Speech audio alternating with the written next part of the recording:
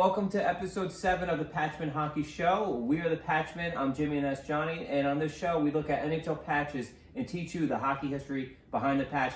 Every patch has a story. And this week, we are talking about the NHL outdoors at Lake Tahoe. Yeah, so Lake Tahoe, the 20th and 21st of February, 2 games were played. Absolutely awesome venue. Really unique as they're playing on a golf course overlooking the lake. Found out Lake Tahoe doesn't freeze over. Didn't know that either. I had no idea. We barely get to play ice hockey here in New Jersey. Yeah, we get a few days every winter. But actually this year it's funny because it snowed too much that there was too much snow on the lake, so we couldn't play. 30 inches of snow. 30 inches of snow. Yeah, so 2 great games. First game on Saturday was the Avalanche and the Vegas Knights. Second game on Sunday was the Bruins and the Flyers. Yeah, I mean, the patch is one of the best patches I've seen in a while. I really like it. A lot of colors going on, and it's really cool. I mean, you look at it from the top to the bottom. The mountains, the trees, the frozen water. Like, I guess it's frozen Lake Tahoe, but as we just learned, it never freezes. Yeah. And that awesome color scheme really brings back the Islanders, that orange and blue. Yeah, the contrast. Funny enough, they didn't wear this patch. So maybe we were a few days ago, just going over notes for the show. And we're looking for the storyboard for someone with the patch, and we both didn't realize no one wore the patch in this game. Right. It just, yeah, they never wore it, which is a shame. It's a shame because it's a great looking patch. But, I mean, there's a lot of the NHL, they pulled this off when they realized that they couldn't have the annual Winter Classic on New Year's Day, and they had to cancel that game. That was the Minnesota Wild hosting the St. Louis Blues at Target Field. And then they had the Stadium Series game, right? Yeah, and that was going to be in North Carolina with the Hurricanes versus an unannounced opponent. They never announced who they were playing. I heard it was going to be The Rock. The Rock. Big pop. Oh man. But no, so those games got pushed, and NHL came up with this cool idea. Yeah. They because of everything going on and all the COVID restrictions, unfortunately, they could put the game wherever they wanted, and no fans, so you didn't have to worry about the fan logistics. Right. And a lot of cool things and came to picking this spot in Lake Tahoe. It was, really, it's such a magnificent location. And when you think about the NHL outdoors, you think of the Winter Classic games, you think of the Stadium Series games. They're all in football stadiums or in their baseball stadiums, right? So it's like after a while, it's like, yeah, all right. The novelty, I think, kind of loses its edge a little bit. Also too, you had some games in which the temperature has been mild and it wasn't scenic. Like the NHL, no doubt, wants to have this winter visual presentation, right? Back to the essence of the game, back to skating on a pond. And they did this here and they nailed it, hit it out of the park. And that coupled with the fact that they're wearing their retro reverse jerseys, and I mean, we got to talk about that, right, John? Yeah. Like, oh my God. So the Vegas one, let's start with. Vegas. Just that red and the shoulder patch with the sword on the front. Yeah. So friggin' cool. I like them. Just that red and gold color scheme. It's really unique. Yeah. It's one thing about the Vegas Golden Knights. They've done things that no other team has really done before. There was the California Golden Seals, right? Yeah. I just thought about that now. It just popped in my head. Golden Seals, and now you have the Golden Knights. Yep. But, I mean, as far as, like, the color scheme, this is a... Cat crying, in case you heard that. But this was a throwback, a little nod to the past. They had, like, a minor league team in Las Vegas. I forget what the name of the team was, but that's where the piping, the striping of the jerseys came from. And the red is like their 4th color, and like we talked about before in episode 4, check that out, in the inaugural season, the red stands for like the sun or the heat of the desert. Yeah, UNLV, the college team out there, is like a similar red color. Too. Oh, I didn't know that. Yeah. Oh, wow. Yeah. So I think they pulled it off great, And the Avalanche reverse retro, the Nordiques throwback finally. with the maroon, with the Avalanche, and then that nice blue color. Wow. Beautiful jerseys. I mean, I don't have any complaints. I actually think the Avalanche burgundy color, coupled with the Nordique Oh, it logo, looks great. I think it looks better. Yeah.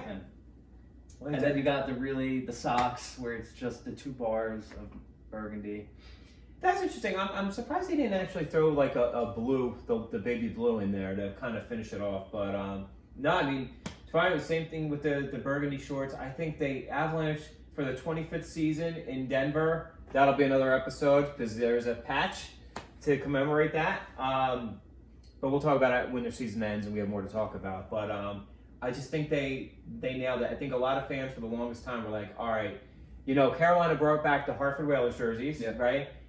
That was like one of the last jerseys that you didn't see, or logos you didn't see in the NHL for a long time. And now Colorado finally brought back the Nordiques jersey. And I think they also were in some of the Winter Classic games or Stadium Series games, and they came up with their own jerseys, and it wasn't a throwback. Like now you had a true Nordiques jersey. Yeah.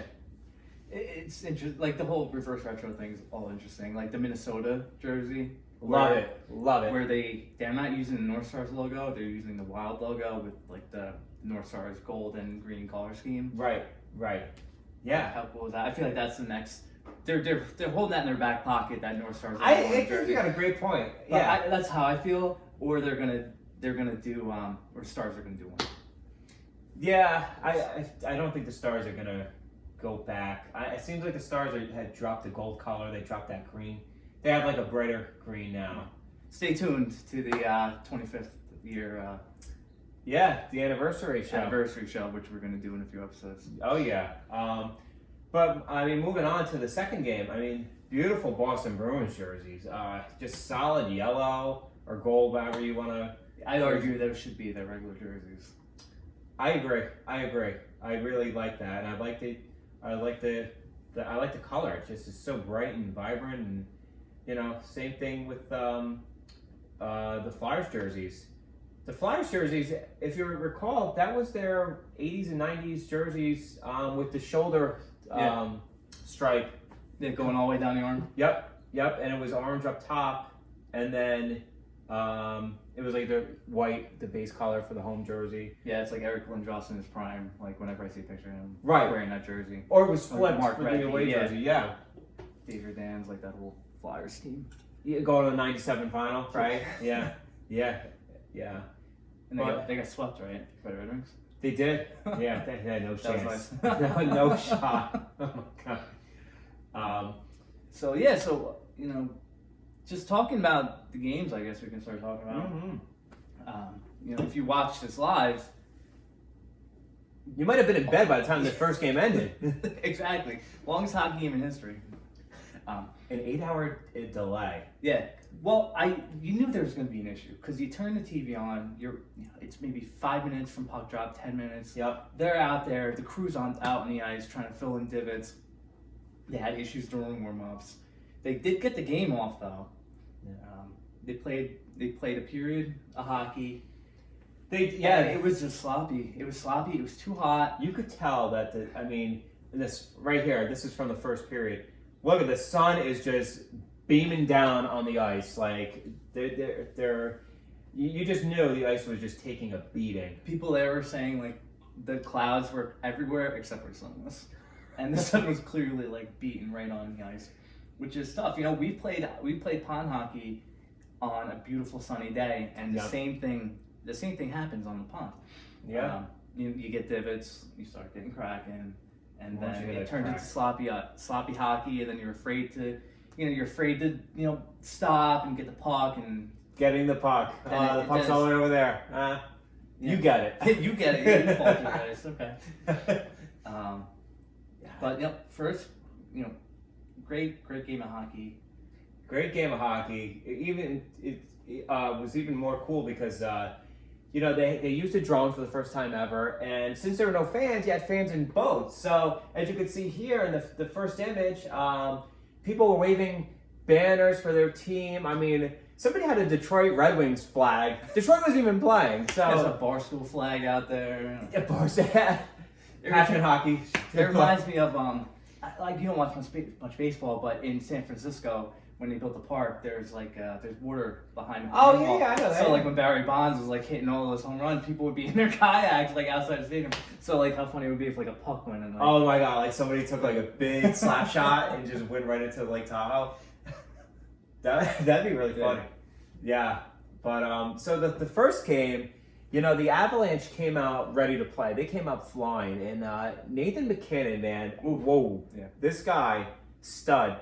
He had a beautiful cross ice feed to Sam Girard in the first period, but Nathan MacKinnon just came out flying, and in the third period or the second period, Nathan MacKinnon almost did an end-to-end rush up the ice. He curled in the defensive zone face-offs, and then just shot up the right wing, and then danced around Mark Stone, and then went inside out on Alex Pietrangelo of the Vegas Golden Knights, and just went bar down. Unreal. So it's go back and look at that highlight alone, and just see the speed of Nathan MacKinnon. They were definitely having fun. You can just tell.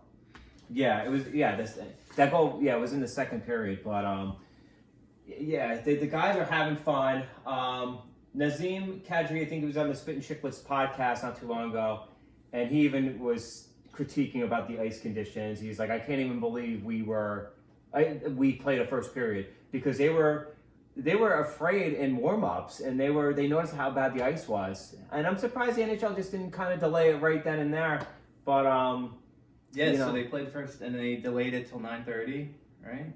They delayed. Right. Yeah, yes. 9:30. Game didn't end till after midnight, and then because of that, they moved the Sunday game up earlier. I think it started at 5 p.m. Eastern time. Yeah, because they were gonna have it. Well, they were gonna have it earlier, then they moved it back. Right. Right. Just because of the conditions. Yeah.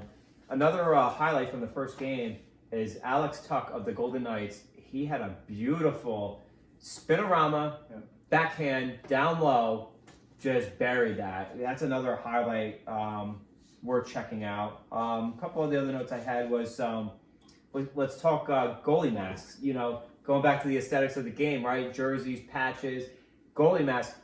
Marc-Andre Fleury's mask. Yep. It's when you look at pictures of it online, it's actually the Vegas strip. Yeah, with their red color, it's almost like a little layer in Photoshop, and you just use the fill tool, fill bucket, and red little the opacity of 50%. But with the secondary logo, I think it's really cool. It reminds me of Kane, the wrestler with the mask. The red and the black. Yep. And then Philip Grubauer, the Avalanche goalie, his Nordiques mask is awesome. Awesome. Go look at pictures for that. I want to buy that from my basement and put it on the wall. Put it on the wall. There's so many cool. I mean, we could do a whole nother. Maybe we will. We'll do another podcast just on goalie masks. I mean, we really could. Yeah. But yeah, it was the masks were just sick. The Avalanche would go on to beat the Golden Knights 3-2. Yep.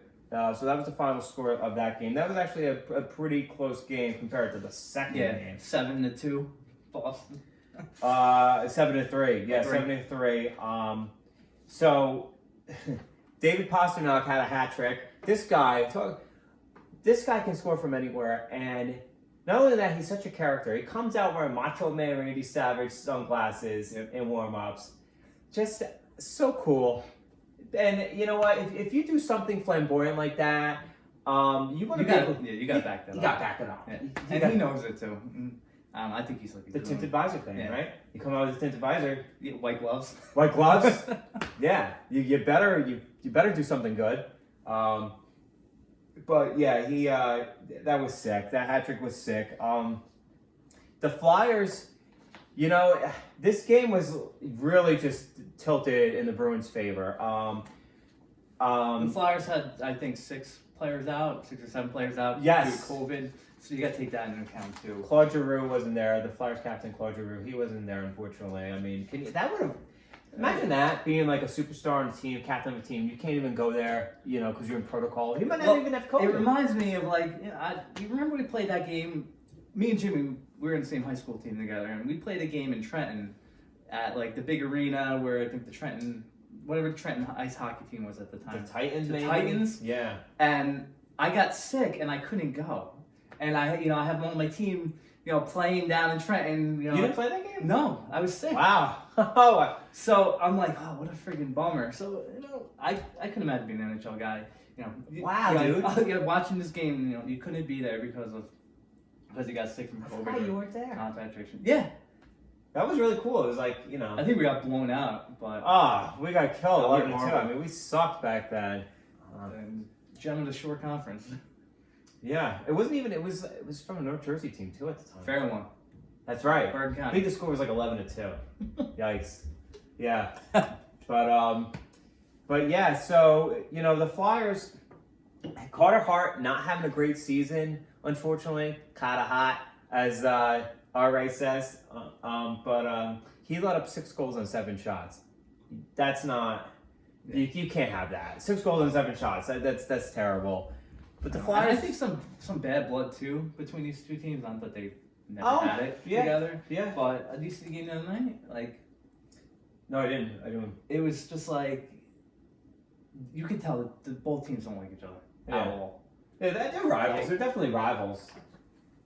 The Flyers were able to get some quick goals. Joel Farabee scored a nice quick goal. The shot hit the boards. It was a dump in, popped out right to the slot, and Farabee's coming in, and he's just, as he's sliding down on his ass, scores, pops it in real quick past Tuukka Rask. You're seeing a lot more of that too in hockey. Misdirected shots at the board behind the net. That's a good to get point. rebounds you never saw before. Yeah, And yeah. you're seeing that all the time now. It's a good strategy. Purposely don't shoot at the net. Get a juicy rebound, and especially all boards are different. They're not all the same. Yeah. But the other notes I had were Charlie McAvoy had a nice big shot from the point. It was actually almost tipped in from Patrice Bergeron. Patrice Bergeron's been in the league for almost 20 years at this point. This guy is awesome player. And then Bruins center Trent Frederick with his first career goal. Quick shot over the glove of Carter Hart. And Trent Frederick, actually, I think he was going at it with Tom Wilson and Alexander Ovechkin earlier this season. So this kid, he's really making his name known out there in the NHL. Yeah, how cool. Your first goal being at this game. You're going to remember that the rest of your life. You always remember your first goal, but to say, oh yeah, it was at Lake Tahoe, that was where my first goal was. All in all, the NHL did it right. Another side note, which I also didn't know this too prior to watching the games, is that the NHL had actually asked the Bruins and Flyers if they wanted to play in both games, and they said no. Which was classy of both teams. Have other teams in there. That's my biggest complaint about the Winter Classic. Yeah. The same team, Chicago, Pittsburgh, right? Yeah. Over and over. And this game, actually, so San Jose was being considered playing. Oh! But San Jose, in the Bay Area, the protocol, I don't even think they could practice at the time. Yeah. So that's why they weren't in this game. That's right, because they were playing all their... Vegas is closer to... Well, it's Vegas, and then Colorado, I think, is the next closest. Probably. Over. San Jose was playing their home games in Arizona, in Glendale. Mm-hmm. That's right. And I wonder if that was... Were they initially considered, or were they one of the backup teams? Because the league had 2 backup teams, which I wonder... No, I'm pretty sure they were... Who they were. The first choice to play in this game. Okay. Yeah, very interesting. I say that every episode. It is interesting. Yeah, interesting. Fascinating. But I kind of wonder who the NHL had in their back pocket just in case these teams, because the Flyers, 6 starters missed the game due to COVID. I mean, if they had any more players, they probably wouldn't have played. So Yeah, they probably had some other team waiting. Yeah. That, Right. to play. Yeah. What else? Yeah, so to go on with all like the trends now in sports and marketing, the games were sponsored by Bridgestone and Honda. Bridgestone on Saturday, Honda on Sunday, which I just can't, like, I can't take that. It's like too much. It's the Bridgestone Outdoors Lake Tahoe 2021 game. Like, Bridgestone, AutoZone, Outdoor, Lake Tahoe, Pet Boys. yeah, and I understand like they need to like make money and stuff, but Yeah. like you have advertisements on the helmets now. Yep. Soon it's gonna be more on the jersey. The biggest thing with the advertising on the helmets that I don't like is some of the colors of the sponsors don't match the team's colors. So the Bruins, they have is it TD Bank on The there? green, yeah. They have some green advertiser on their helmets. Like, okay, well the Bruins don't wear green. Like, you think they would just change the color to white or something that would match? Yeah. But it is what it is. But overall, great experience, the NHL outdoors. I mean, hopefully maybe one day, the NHL could do this again with fans. And, that might be hard, but do it with fans outside of a traditional baseball stadium, outside of a football stadium. Yeah. Because I think they were going to play somewhere in Alberta. And it just would be cool if the NHL could, put up some bleachers or something. Yeah, and limit capacity.